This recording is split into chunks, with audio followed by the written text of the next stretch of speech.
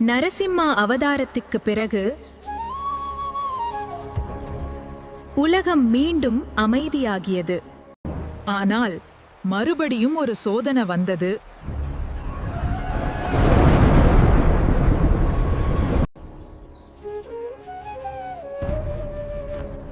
ஒரு நல்ல மனசுடைய அசுர ராஜா மகாபலி.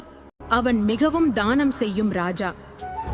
ஆனால் அவனுக்கு ஒரு சிறிய குறை, அகம்பாவம். அவன் தனது சக்தியால் 3 உலகங்களையும் கைப்பற்றினான்.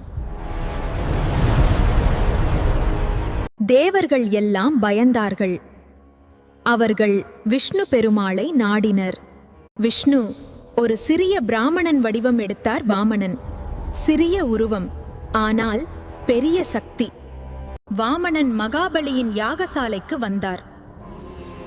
எனக்கு 3 அடி நிலம் கொடுங்க என்றார். மகாபலி சிரித்தான். இவ்வளவுதான் வேண்டுமா? அவன் உடனே ஒப்புக்கொண்டான். அந்த நொடியே வாமனன் பெரிய திருவுருவம் எடுத்தார். முதல் அடி பூமி முழுவதும், 2வது அடி ஆகாயம் முழுவதும், 3வது அடிக்கு இடம் இல்ல. அப்போது மகாபலி உணர்ந்தான், இவர் சாதாரணம் இல்ல. அவன் தன் தலையை குனிந்தான்.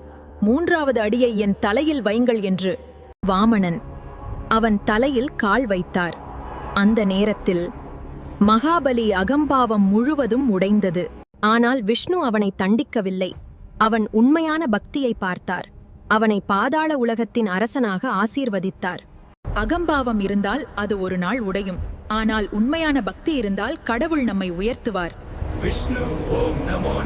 இதைப்போல் ஆன்மீக கதைகளை கேட்க சப்ஸ்கிரைப், லைக், ஷேர், கமெண்ட் பண்ணுங்க.